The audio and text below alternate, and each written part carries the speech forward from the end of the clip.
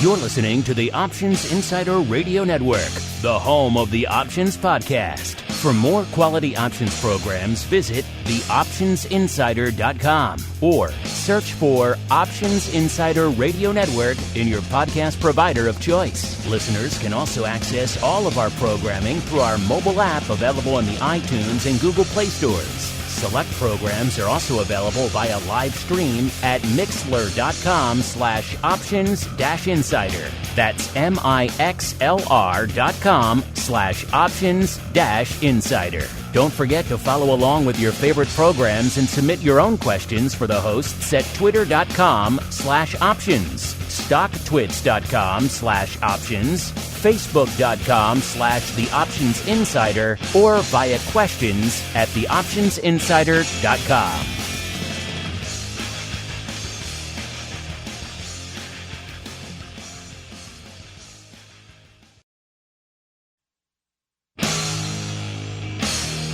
And now, it's time for the show that breaks down the options market. From unusual activity alerts to market analysis, strategy overviews, listener questions, and much more. If it involves puts and calls, then our all-star panel will break it down. It's time to hit the option block with your host, Mark Longo from the Options Insider Media Group, and co-hosts Uncle Mike TOSAW from RCM Asset Management, Andrew the Rock Lobster GIOVINAZZI from OptionFit.com, and Mark the Greasy Meatball Sebastian from OptionFit.com. The Option Block is brought to you by Fidelity Investments. Fidelity's Option Trade Builder tool can help you confidently build an options trade in 3 simple steps. Just choose a strategy, select a contract, and then review the benefits and risks of the trade. Learn more about Option Trade Builder at fidelity.com/options. Options trading entails significant risk and is not appropriate for all investors. Certain complex option strategies carry additional risk. Before trading options, contact Fidelity Investments by calling 800-544-5115 to receive a copy of the characteristics and risks of standardized options. Fidelity Brokerage Services, LLC, member NYSE SIPC. And now, get ready to hit the option block.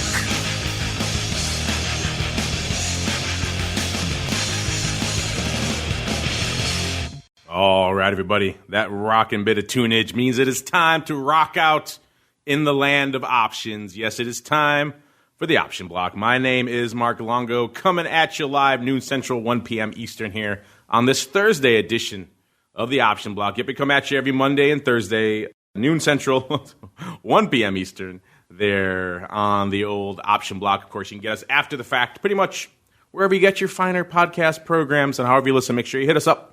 We do indeed like to hear from you guys. Joining me on the old program today, we've got a rotating cavalcade of stars. Let's go all the way out to the land of Fidelity, into that very squirmy, very painful hot seat.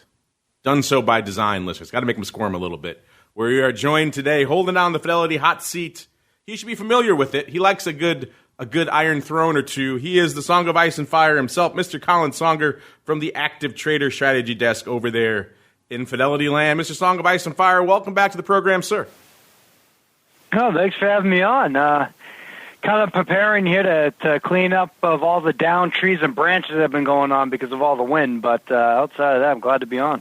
Yeah, I hear you guys up there in the Northeast having a little bit of fun up there these days. You know, they used to call it a nor'easter. Now I guess apparently it's a bomb cyclone. Let's see if the bomb cyclone has also spared our compadre up there a little bit farther north and east of you. We're going out to the shores of Maine, where we are joined, I hope. We shall see if the bomb cyclone has spared him. The Rock Lobster himself, Mr. Andrew Giovinazzi from OptionPit.com by way of Carmeline Capital. Mr. G, are you there, sir? Have you indeed survived the bomb cyclone? I have, but many trees have come down. Many trees, no power. I keep putting off this solar battery pack thing for my place, and I think I'm going to have to bite the bullet this spring and do it. You going to go Musk? You going to get a super battery in the house? I think so. It just makes sense because we don't really have a huge power bill, but I think, to be honest, it would make sense being in the hinterlands at this point. But we got a lot of trees, and they do cut down a lot of trees, but still always another one manages to just be derooted and just plopped onto a power line. So thankfully, nothing around my house, though. We get the same problem here in downtown Chicago all the time. Trees coming down, taking down power lines, crazy gusts of wind, all sorts of mad nature. We have people stealing our clams down here, too, right on the river here. It's crazy what happens here in the heart of the city. Let's go a little bit beyond the city now, out to a more quiet, more tranquil. I think they're fairly bomb cyclone free. We shall see. We are joined by Uncle Mike TOSAW coming in at us from the offices of St. Charles Wealth Management. Uncle Mike, sir, how go things? Have you indeed survived or perhaps dodged yet another bomb cyclone as well, sir?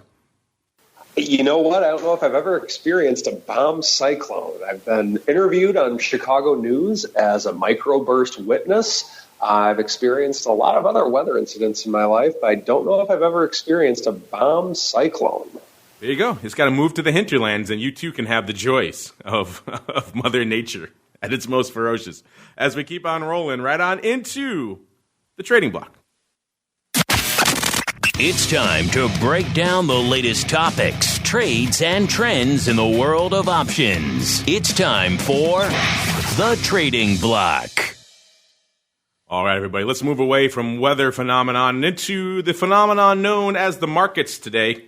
A bit of an interesting one. It seemed like everyone had a joyous start to the session. It seemed like there may be a tentative deal in the works over there for Brexit between the EU and the UK, and that at least gave the markets a nice little boost, a little pep in their step to start the session. Most of them threatening up about 0.5% or so. Now we're coming into showtime. Seems like some of that bloom off the rose a little bit. Most of the market's still up, but giving up some of that upside. In fact, the Dow now pretty much unched on the day. The S&P up a mere about 1/3%. It was up about 0.5% earlier in the day. And the NASDAQ up about 1/4%. It was up about 0.5% there as well. Gold up. Oil, take a little bit of a break, 53 and change if you want more gold and oil. Stay tuned for TWIFO in a little bit, sir. We'll be getting to all that good stuff in a little bit. Our old friend VIX Cash, then, it's got another day to get a little bit of juice back in because it's given up some of the ghost since our last show. At exactly now 13.99 coming into showtime. It puts it off about a handle from where it was this time last show. It needs to rally a little bit to get back up to my crystal ball prognostication, but we got a good 24 hours or so. And we know that might as well be a century in volatility time because we've seen crazy things happen even during the course of that show. So a whole day, a lot can happen. I'm not too concerned. Our old friend VVIX coming off a bit as well, down to about 92.5. That puts it off. Not quite 4 handles, but pretty close from where it was this time last show. And our old friend VXX also feeling the downside love, down to about 21.3. So all of you who are lined up on the 20 strike, maybe you got a chance this month. Down about almost 1.25 points from this time last show. So a far cry from the 26 or so that it hit middle of last week. So a lot of erosion kicking in back there. Let's go back the way we came. Let's start in the land of Uncle Mike, sir. While you're dodging weather phenomena, what is on your markets radar today, sir? I would say the 3,000 mark. I think this is always an exciting time for me. I've been talking about the 3,000 magnet on the S&P for a while now. Well, ever since we've been hitting it seems. And this is very much a fork in the road type of time for my analysis, in that I think if we can have some good earnings and this could push the markets over the 3,000 mark, I could see greener pastures ahead for the market, more good things for the bulls out there. But if we don't, then this could also be a time to where we could pull back. I think that if for the bulls out there, 3,000 is a tough nut to crack. I think it's been tough for us to get over it. I think it's been a hard time making it through that number, but we'll see what earnings have to do with it. Silver's been holding steady, so not a ton of movement there. Bonds, we always got to continue to keep an eye on that, but I think the main thing that we're watching right now is very macro for the time being, but also micro from the standpoint that we have we are in that with earnings. A tongue twister there. My apologies for that. So a lot of things going on right now. I think over the course of the next week or so, with things playing out, combined with the fact that we're at a very, very key number in the S&P, in my humble opinion, of course, it's going to be an exciting few shows that we have. And, of course, we can't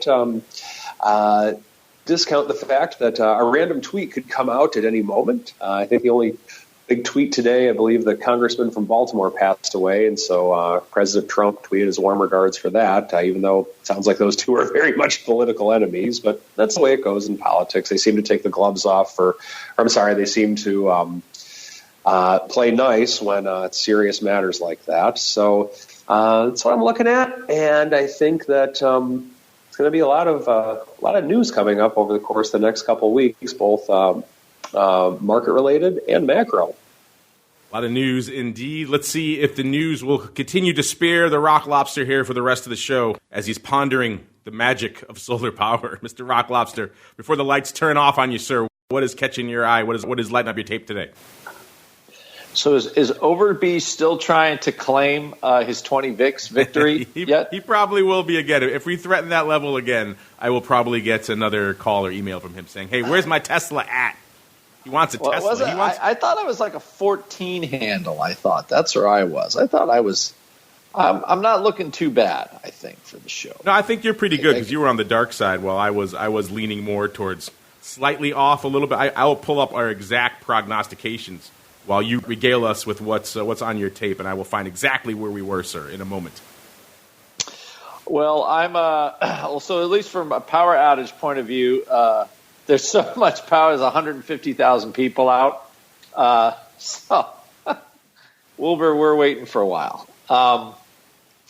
Anyway, I think there is a little bit to the Brexit thing. So VIX is getting a bit of a bid on a Thursday, which generally means, so there was kind of aggressive taking the weekend out into today. And now they're kind of putting it back in a little bit. So, when you're like, well, what does that mean? It means that the market is looking for a little bit more of a move. The November 15 straddle, which is about a month out, is about $8.30, $8.40, something like that. That's a pretty solid 2.5% move. Expected move at a 12 volatility. So I think they put the vol back in a little bit at the money.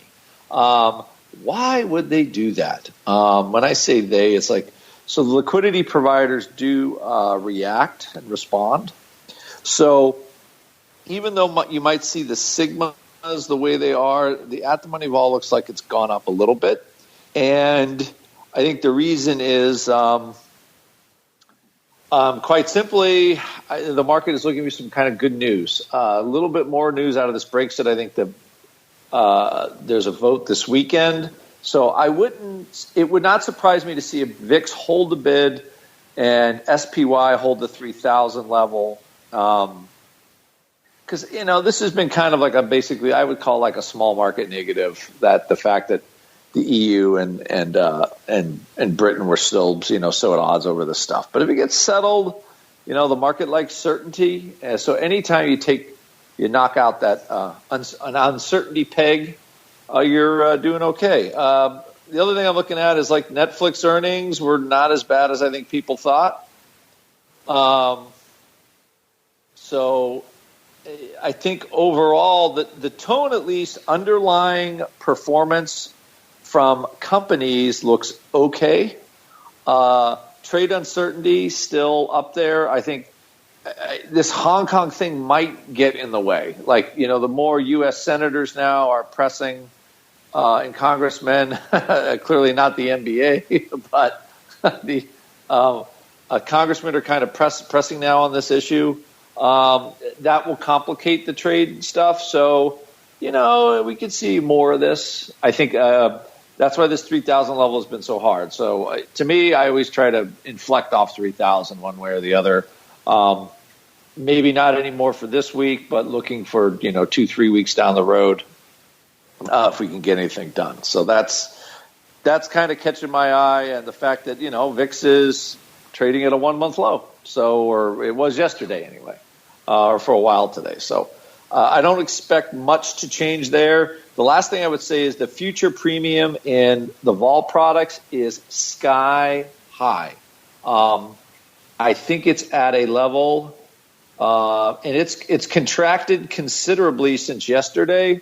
I'm not going to say considerably. It was a little over $3 yesterday. Now it's a little less than $3, about $2.75. Huge future premium for a 14 handle in VIX. This is huge. I'm just trying to think of the last time I saw it this big. Probably like, I don't know, when TVIX had a net asset value problem, when when that product was buying so many futures, it was jacking up the future premium, and that was several years ago. So really quickly, you regale listeners who don't know what you mean by future premium.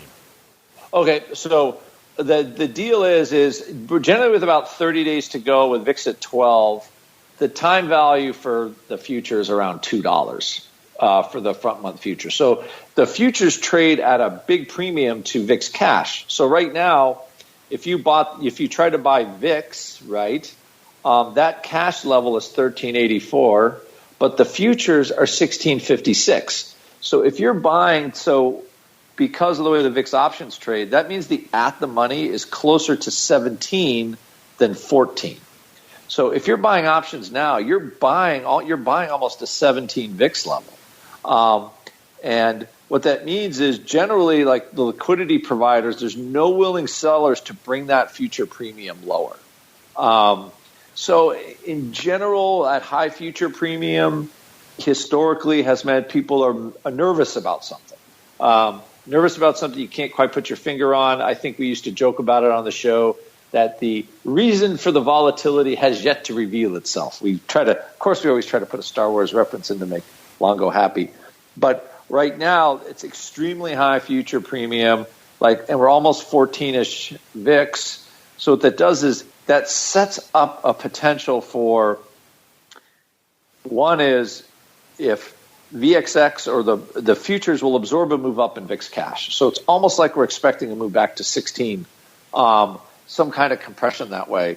And so VXX doesn't move really well on the upside right now, but if whatever that worry does not come to pass, there's tremendous downside potential for the vol products. So, what I'm doing in my vol newsletter is trying to load up on that downside, but then provide explosive upside. So it's kind of like we're either going to rocket up in vol or the vol collapses again.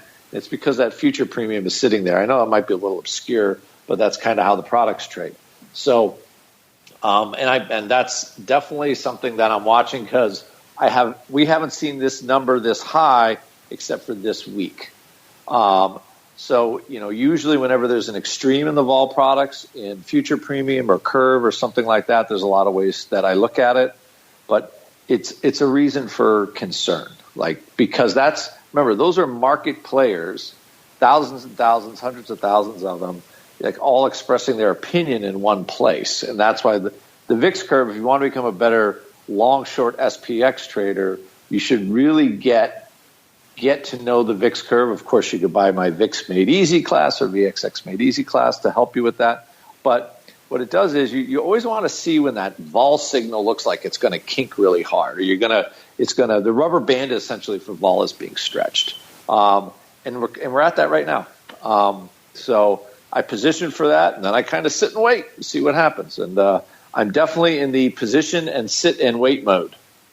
Well, who else is sitting and waiting is the Song of Ice and Fire holding down the Fidelity hot seat there. Mr. Song of Ice and Fire, this has got to be the part of the season you like because we're always awash in macro news these days. There's no shortage of that. But it is nice to have the micro to sink our teeth into again, and we are once again back in the teeth of it. Netflix, Beamer, a bunch of every freaking bank on the planet all coming out this week. So there are earnings to sink our teeth into what's been going on, what's been lighting up your tape, what are the Fidelity clients, what are they trading in this, once again, maybe mildly micro-focused week here.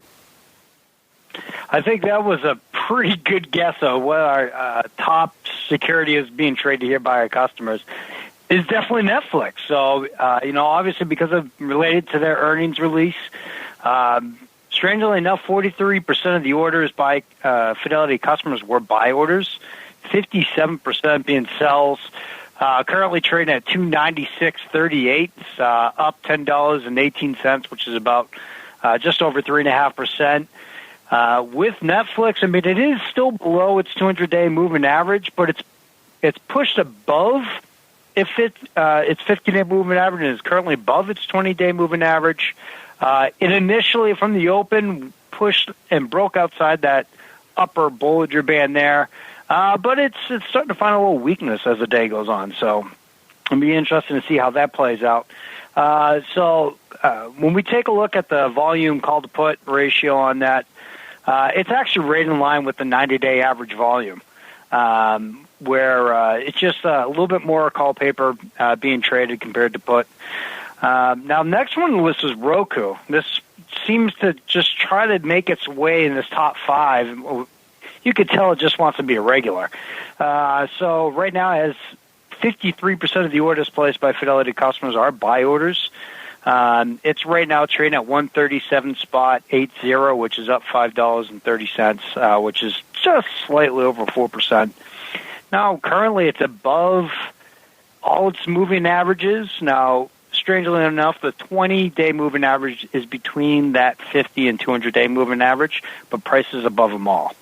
And as well, with ROKU, it's actually pushing outside the upper Bollinger Band as well.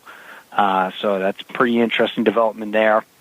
And we're seeing that there's about 1.5 call paper to 1 put trading, compared to its 90-day average of being about 1.25 calls traded to every 1 put. Now, next in the list, in the number 3 spot, was IBM, once again, earnings related. So it's right now currently trading at 133.52, which is down $8.59, which is over 6% down on the day. Fidelity customers have 74% buy orders in for this particular security. Now, IBM, with that announcement, is now below the lower Bollinger Band. It's below the 200-day moving average. As a matter of fact, it's below all its moving averages. So far here today, when we look at that call to put ratio, it's a 1.25 call to every 1 put paper traded, compared to its 90-day average of about, we'll say 1.45 calls paper to 1 put. Now let's get to a little bit of a different area. Now, I know everyone's probably heard of this. So symbol H, that's Hotel Echo Papa Alpha. That's right, Hepion Pharmaceuticals. I know everyone has heard of it. So it came out with some positive data on liver disease treatment. Now, this one doesn't have any options to trade for it, but this has caught the eye of Fidelity customers. Although 52% have put in buy orders on it, it's currently trading $4.20. It's up $1.70, so that's about 68% up just on today here. And it has pushed its way above its 20, above its 50, above its upper Bollinger Band, but it still maintains to be below its 200-day moving average. And the last of our top 5s is going to be Kronos at symbol CRON. That one has 56% of the orders placed by Fidelity customers are buy orders. So it's currently trading $8.77, which is up 37 cents, which is over 4%, just under 4.5. So right now it's below, very interesting enough, it's below its 50 and 200-day moving average and is clinging onto that 20-day moving average, just trying to stay above it. But I thought it was fairly interesting to point out, it opened up right at that 50-day moving average and has just sold off from that level since. And it did. It started opening up above that upper Bollinger Band and has sold off back inside of it. So interesting action going on here today. Now, the call-to-put ratio on Kronos was, it was trading 1.31 call paper to 1 put, versus its 90-day average, which is actually almost 2.25 call paper to 1 put. So this is being deemed because there's a little bit more put paper activity happening. So So that's what Fidelity customers are trading so far here today. Thank you for that, Mr. Song of Ice and Fire. Let's see what the rest of the market is up to on this day, what they're trading coming into this portion of the show here. We're seeing VIX doing decent paper at about a little bit shy of 250,000 contracts, about 225 or so.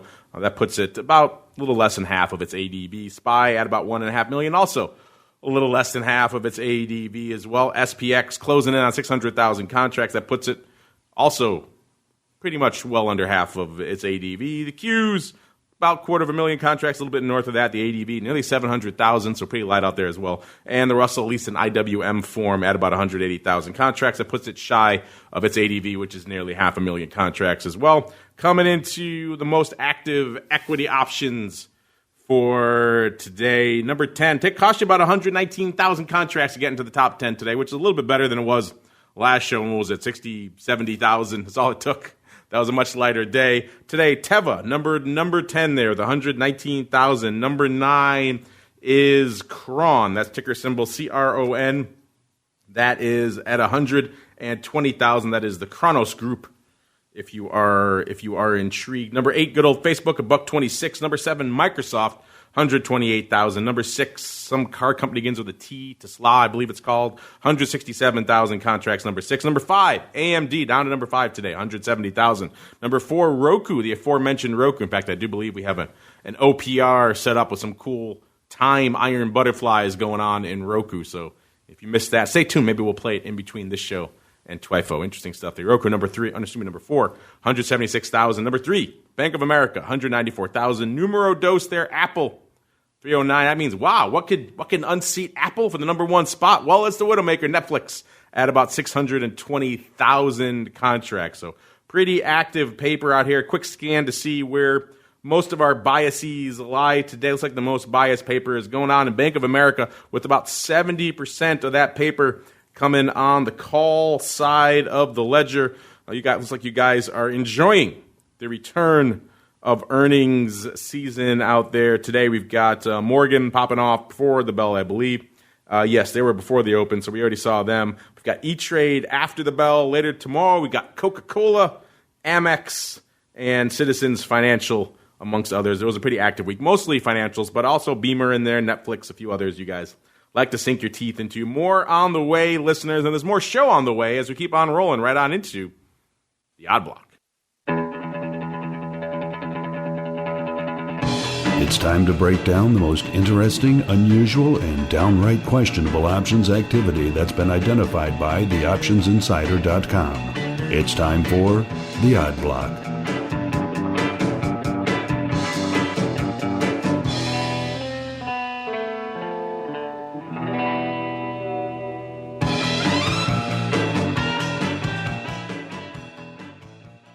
All right, everybody, let's do it. Let's get weird. Let's get wild. Let's get funky. A lot of you guys have asked us of late about the utility, or perhaps the lack thereof, of trading options on very cheap names. Well, let's see what our first name has to say about that. We're kicking things off with Mallinckrodt PLC, ticker symbol MINK, MNK. If you're curious, this is an Irish tax-registered manufacturer of specialty pharmaceuticals, generic drugs, and imaging agents. So there you go. A stalwart, a regular here on the old Odd Block segment. Trading today, get ready for it, listeners, $2.46, up actually 22 cents, or about 10%. So a good day here for Mallinckrodt PLC here. A year ago, this thing was, this looks like a pharma stock chart right here, Mr. Rock Lobster. This thing was trading $27.44 a year ago. So yeah, more than 10x where it is right now. It actually peaked, looks like, in November around 32 and change before beginning the great sell-off down to Christmas Eve. Only got down to about a mere 16 or so bucks before rallying again up to about 24, almost 25 in February. Hung out there for a while until April and started selling off again. By May, got down to 15 again. By late May, it was trading 9 and change, so a rough couple of months there, rough summer for Mallinckrodt. Then it continued a long, slow ebb there where it got down to its 52-week low back in the beginning of September of $1.43.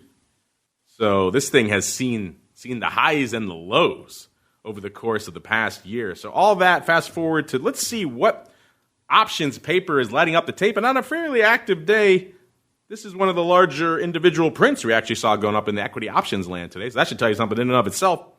And it's some puts. Looks like some aggressive put love, Mr. Rock Lobster. It's the Jan 4 puts. So once again, we have an interesting choice of pretty deep in the money puts in a cheap name. We had one recently on another episode as well. 13,173 of these bad boys going up for $214.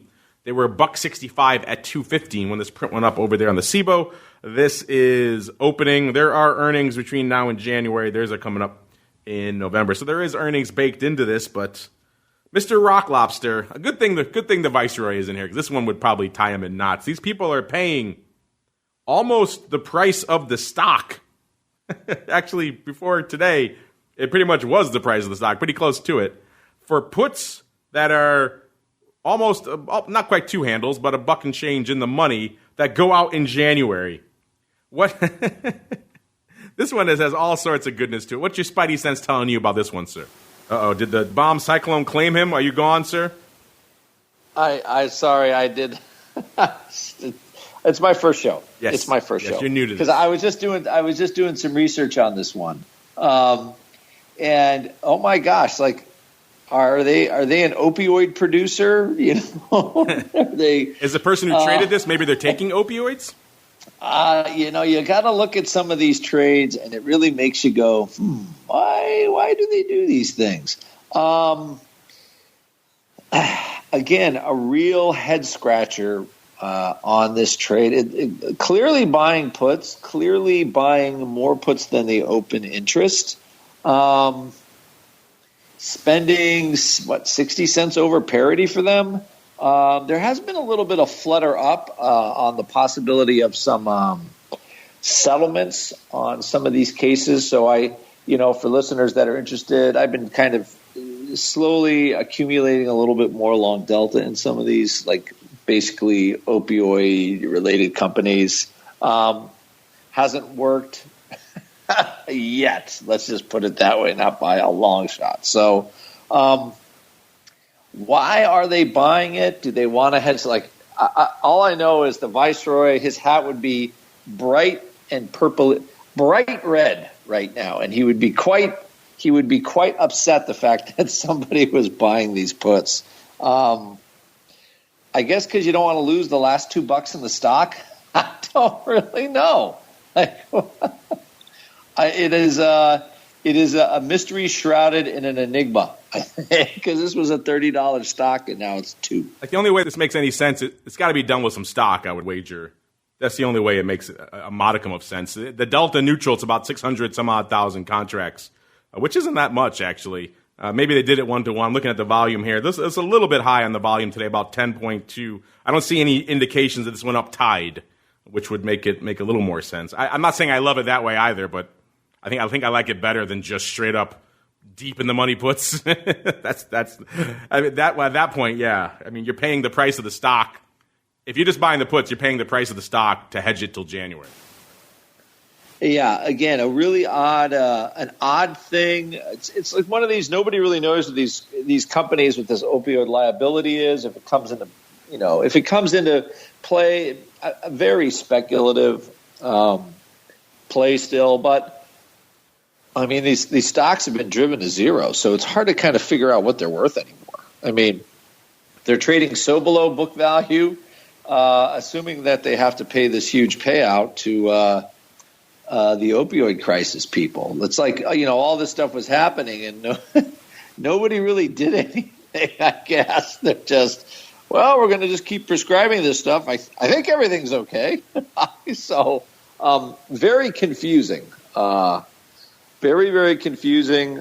Could be an opportunity, or it just could be a big piece of junk. So I think this is another company that's in the same problem, and I have to imagine maybe they're doing some kind of put in stock thing, maybe putting on the synthetic, or maybe they bought stock. Hard to tell with this one, but buying the $4 put on a $2 stock it is perplexing. Let's just say that one. Wherever the viceroy is right now, his ears are burning and he's angry. He doesn't know why, but he is definitely. Let's move on to happier, less unsettling paper. We're going to put that one, by the way, listeners, in the to be watched category. So we will come back to see how our friend fared there in his MNK puts, his head scratching MNK puts. Meanwhile, let's go on to less controversial name, Citizens Financial Group, ticker symbol CFG. They are popping off after the bell, I believe, tomorrow. And let's see what we got. This is the name that's kind of been all over the place over the past year. Kind of peaks and valleys and peaks and valleys. A year ago, it was trading about 35, almost 36 bucks. Not that far north of where it is right now. Topped out at around, looks like 38 and change. Then sold off hard on the Christmas Eve sell-off. They're down to 28 and change, so sold off about 10 handles. Then right back up again. By February, is back up to almost 38 again. Then it sold off again to 31, back up to 36. You see where I'm going with this, back and forth, up and down. In that range, the low 30s up to the mid to high 30s, back and forth, back and forth. And then lately, we sold off again down to about 32.5 before it bounced back up to where it is right now, 34.80, actually off 30 cents. Today. So we're kind of in the middle of that recent range here. Let's see what's going up out here. CFG, our Eye of Sauron picked up the Nove 35s going up for $1.10. This was on the bid. These were $1.10 at $1.30. This guy wasn't playing around. He wasn't holding out for a penny or two more. Nope. He said $1.10, done. I'm hitting it 8,500 times. This was opening. This is pre-earnings, which are indeed tomorrow. So this has some earnings juice baked into it. Maybe someone deciding, obviously, maybe he likes this range they're in, doesn't think they're going to blow through it too much. If it does, he gets $1 of upside, so he goes up to 36.10 on the upside. And if the earnings are a little bit of a dicey or quiet prospect, then he gets to keep most of that pretty quickly, I'd imagine. Mr. Rock Lobster, what do you think about this Nove call overwrite here? Pretty much at the money call overwrite in Citizens Financial Group. Yeah, trade like this, this is like a kissing your sister trade. Just why write the call for $1? You got November, you got $1 ups. I just don't see the point of it. Basically, why do this right? Why bother? I guess you get taken out, you make your buck or whatever, but which is it's still a buck, but. You got earnings coming out. You're holding it through the earnings you're basically holding the trade through earnings for $1. So it seems like more risk than reward than it's worth. That would be my take on this one. Yeah, it's not a lot of juice, but the guy wants his $1.10 8,500 times, and he doesn't care what the Rock Lobster thinks. He wants his $1.10. Let's move on to our final name. If you haven't had enough cheapy pharmaceutical names, we got one more for you. This is everyone's favorite, ZIOPharm Oncology Inc., ticker symbol ZIOP, Z-I-O-P. Trading today, $3.96, so off about a nickel. That puts it off pretty much a little bit shy of the $4 range, or $4 handle. Over the course of the past year, let's see, a year ago it was trading $2.50. So it's a wee bit north of that. And it's pretty much been I wouldn't say a direct upside route. There's been some peaks and troughs along the way, as you are bound to see in any pharma name out there, but pretty much the net move has been upside. Has a decent swing here, looks like in June, went from $4 straight up to $6 over the course of about a week or so. So it looks like they might have had their last earnings season or maybe a drug announcement there either way, or an approval either way. Something popped them up. Their 52-week high is actually 7.25, which they hit, looks like, back in August. Their 52-week low is $1.56. So they've had quite the range over the past year. They're settling off now right in the middle of that, down to right around $3.95 or so again. Let's go see what our Eye of Sauron found. Looks like it's far less controversial paper, far less head-scratching paper here too, Mr. Rock Lobster. Looks like it's just some straight-up old-school call love. Once again in January was the Jan 5 halves going up 2,171 times for 30 cents, lifting the offer. They were 15 cents at 30. Someone decided to sweep these on the Philly and said, how many you got? We'll take them all for 30 cents. This is opening. There are earnings coming up on the 7th of November, so there are earnings baked in to this name. So 5.5, Mr. Rock Lobster. That seems pretty distant from where we are right now, $3.95. But if you look back to August, it was trading about $7, so it doesn't seem that distant. Either way, we got someone swinging at the bat a couple thousand times for 30 cents here for a nice pop up to 5.5 by Jam. Mr. Rock Lobster, take us home. What do you think of this call love here in ZIOP Oncology Inc.?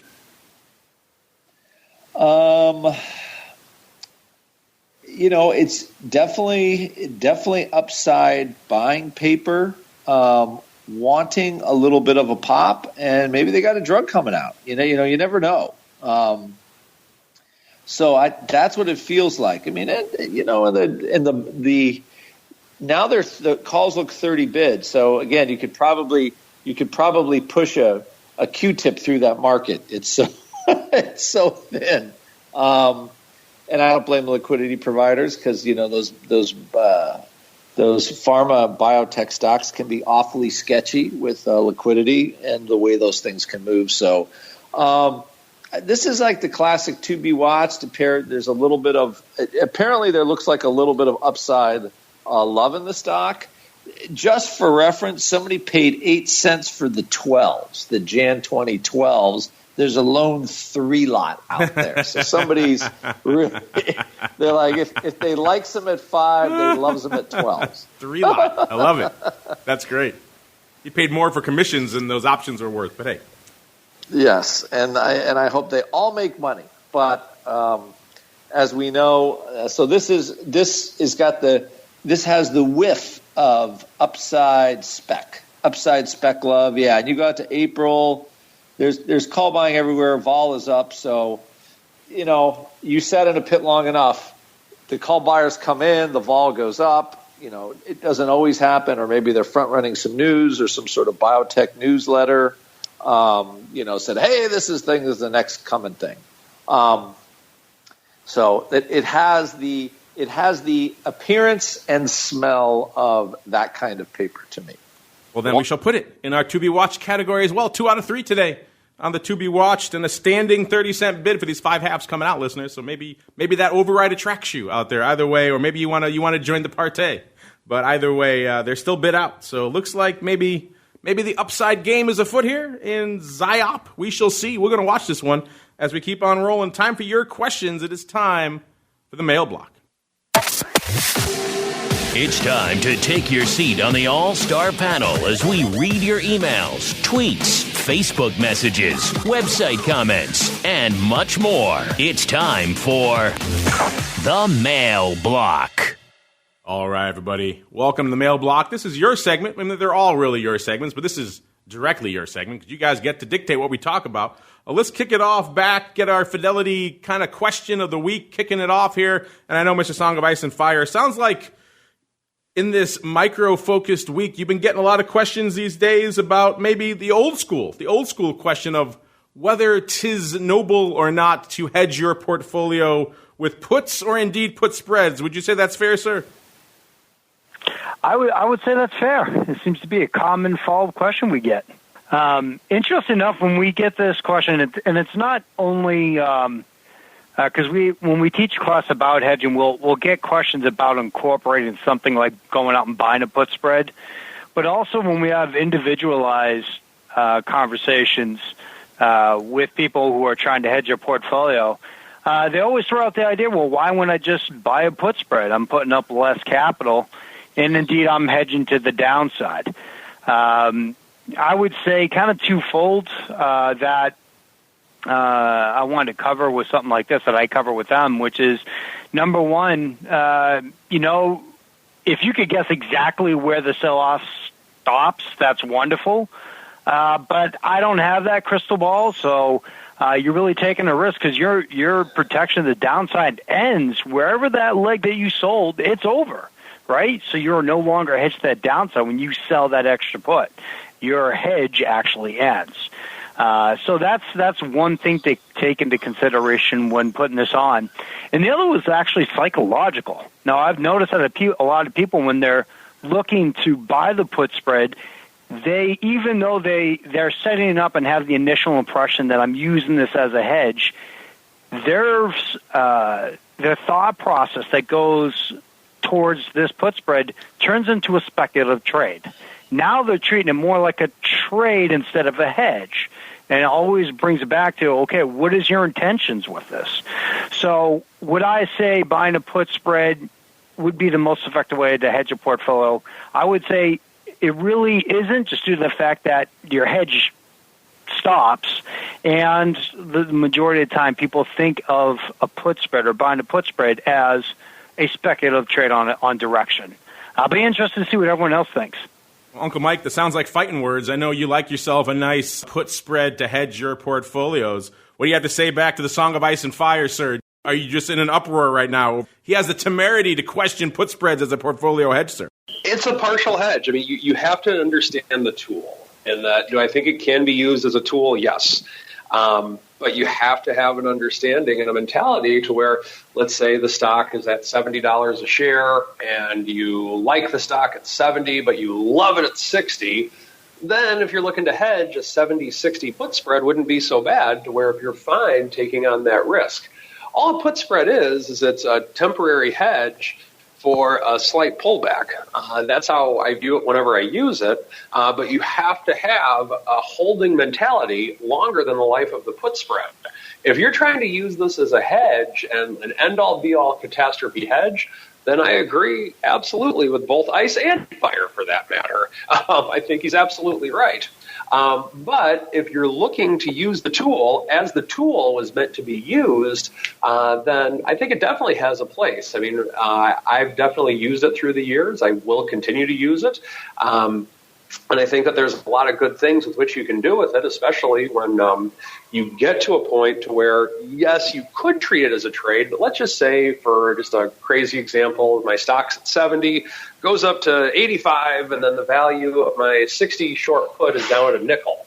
Well, I have no problem buying to close that put because of the fact that it's not doing anything with which I need it to do anymore. Yes, it would technically be a trade, but with that being said, you have to have the ability to just do things that make sense. And I think that even when you are using something as a hedge, it doesn't make any sense to hold a short option if it's worth a nickel or less or something along those lines. So I agree with Ice and Fire, but I just have had a little something to add to it, in that it can be a valid tool, but understand what the tool does. If all of a sudden the stock goes down to 50, your stock is at 70, it goes down to 50, you have the 70-60 put spread, and you're mad because it didn't hedge you enough. Well, the problem isn't the tool itself. The problem is the person using the tool didn't use the right tool for what they wanted. And to be mad at the put spread if it doesn't do its job, I think, is like being mad at a hammer for not being able to screw in a screw, quite frankly. Cool, my take on it. Mr. Rock Lobster, we got one kind of anti-put spread take, one kind of pro. So we got two kind of middle-of-the-road opinions. Where do you fall here on the put spread and its efficacy as portfolio hedging tool, sir? Well, I think the land of Ice and Fire, I like what he said. It's one of my favorite things to tell my students is, what is your intent? Like, what are you trying to do with a trade? So when you buy a put spread, you realize that you're not going to get all the goodies from the put spread until expiration. Most of the time, the value of the put spread will linger somewhere between half the distance in the strikes, and it will slowly gain in value as the market moves toward the short end. So the first question is do you have the patience to watch your put spread slowly gain in value while the market tanks? That's what I would say there. So can it make you some bucks? As soon as you spread something, I tend to think of it as, like a hedge for another trade or a cheaper way to kind of get something done. So I think it provides some downside protection, but and then I'm just being a wimp here because I'm agreeing with Ice and Fire and I'm agreeing with TOSAW because it only gives you like a partial love, and you're really not getting the whole love until the end. I would say, though, that if you're using it for a hedge, you have to decide, am I going to take the money? Am I going to just hold on to it, let the thing go all the way in the money, the market goes down, I'm going to sit there and wait until I have max gain, or when the market rips back up again and then my spread isn't worth anything anymore. So you have to decide. I think another thing that's important is what you are doing with a gain in that hedge. So when you make money with it, are you going to just take the money and go buy more underlying, right? Because that's ultimately how you make money in the stock market. You buy things low and you sell them high. And if you have a hedge you're using that to generate dollars when the market falls apart, that way your P&L doesn't look bad for the day, but then you go take that money and use something else. So you really have to be committed to what your decision is, because you can go crazy with indecision once the market starts moving. Like, oh, should I wait? Should I not wait? Should I take it? Should I not take it? Very, very hard if you don't have a really good plan on how to exit it. So what I would say is it is a hedge. It's not a perfect hedge because you really can't. You can only gain partial. But the more important thing is just deciding to do what to do with the money once you make it. There we go. We got three middle of the road. Colin was against them over there on put spreads. I'm not as anti put spread as long as you understand the limitations of what you're putting on there.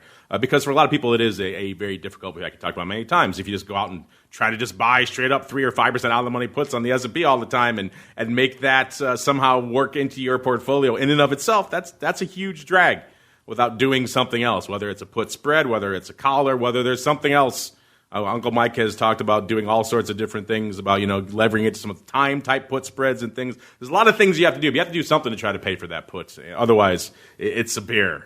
So that's why I think the put spread has its use case as long as you understand exactly the limitations that you have going in there. We talk more about this, but we've got to keep going into our final segment. It is time to go around the block. It's time to tell you what we'll be watching on our trading screens until the next episode. It's time for Around the Block. All right, let's go back around the horn the way we just went. Let's start in the land of the Song of Ice and Fire. Mr. Colin, what's on your radar for the rest of this week into the weekend, sir? I'm just going to give a very general answer. It's going to be earnings. I'm really focused to see how it's come out. I mean, we're just jumping into it now, so it's already been really exciting seeing it work itself out.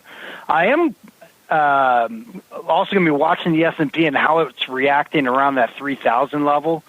It does seem to have a tough time to work itself through this level, so right now it's at 3,000, so it's going to be interesting to see how it reacts from there. And if I had to look a little bit further down the road, at the end of the month, there is going to be that Fed decision. So it's going to be interesting to see what comes out of there and the language they use. So those are some of the things that I'm really kind of eyeing down the road. Mr. Rock Lobster, you got all your future premium and the vol products. You got all this madness, dogs and cats living together, sir. What is on your radar for the rest of the week? Just seeing, it's a full life, watching that future premium expand or contract.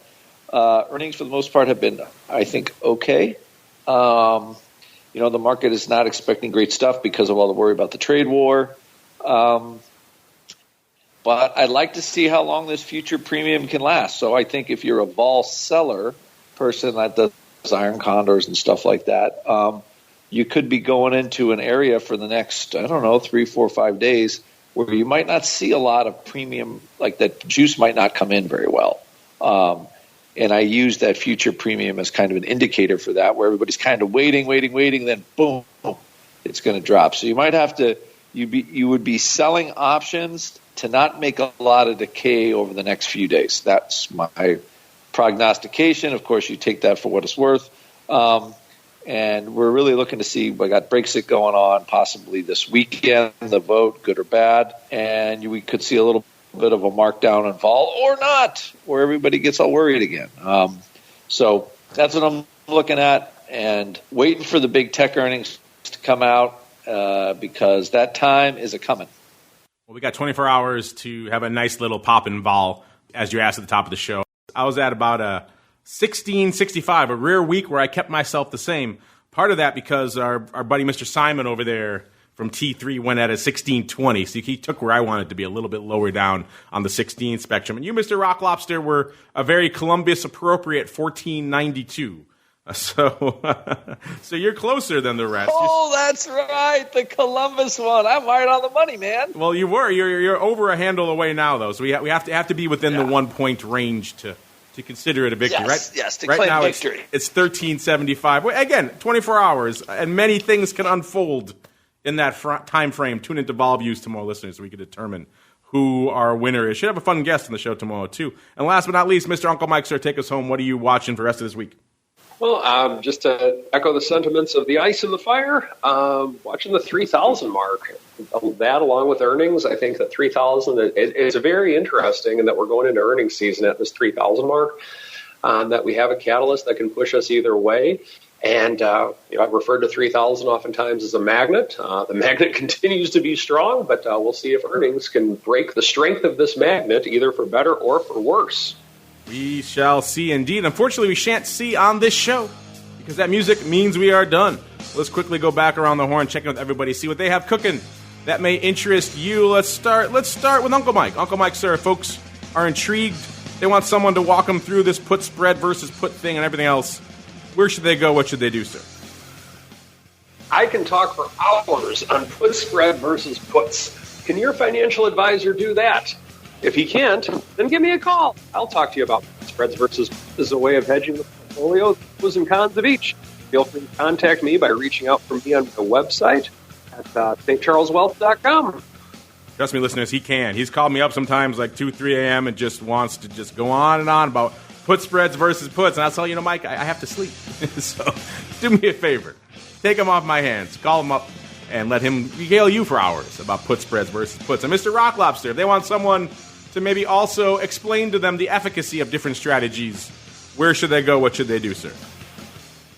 Go to Option Pit. Go to our store. Listen, if you're listening to this show, I'll give you VIX Made Easy, VXX Made Easy for half off. Send me a note, Andrew@optionpit.com. You will not find a better way to learn about how to trade VIX or VXX than those two courses. So go to optionpit.com, and Mark is doing a webinar tonight on being a better trader. There you go. So if you're listening live, you can check that out. Maybe we get the show out to you. We'll see what time it gets out there. You might be able to hear this before that webinar as well. But head on over to optionpit.com. Let the Rock Lobster know you get some half off deals. Take them while the getting is good. And last but not least, Mr. Song of Ice and Fire. If folks want to learn more, maybe they want to kick the tires for themselves over there in Fidelity Land, kick the tires on them, their options. Where should they go? What should they do? Yeah, so if they can log on to the website, fidelity.com/options, gives you information about our offering, ranging from tools to help you with your analysis, as well as we have online classes that allow people where they can virtually join the class, learn about the different concepts, whether it's charts or option concepts, or even discussing puts versus put spreads. We're here to help them out through these classes, and they can also submit their questions. Or on top of that, you could always give us a call at 877-907-4429. Ask to speak with the trading strategy desk. That's why we're here. You could even ask for me directly.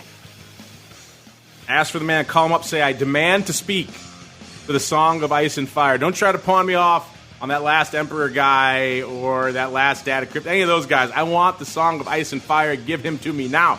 That's what you need to say. Fidelity.com/options is the place to go to begin your journey. So then you can call up and ask for Colin and Trey and all the rest of those guys over there. And on behalf of the Song of Ice and Fire and Uncle Mike and the Rock Lobster and indeed myself, I want to thank all of you out there for downloading, streaming, subscribing, for all the fun stuff that you do. Keep those questions coming. We love to hear from you guys. And we'll see you back here, well, in a little bit, in about half an hour, for TWIFO. Stay tuned for that. Then coming back here tomorrow, we'll be live again, 1 p.m. Central, 2 p.m. Eastern for Vol Views. Then we kick it all off again on Monday with more of the Option Block.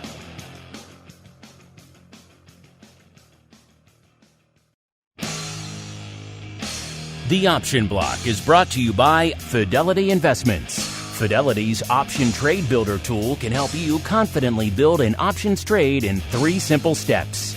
Just choose a strategy, select a contract, and then review the benefits and risks of the trade. Learn more about Option Trade Builder at fidelity.com/options. Options trading entails significant risk and is not appropriate for all investors. Certain complex option strategies carry additional risk. Before trading options, contact Fidelity Investments by calling 800-544-5115 to receive a copy of the characteristics and risks of standardized options. Fidelity Brokerage Services, LLC, member NYSE SIPC.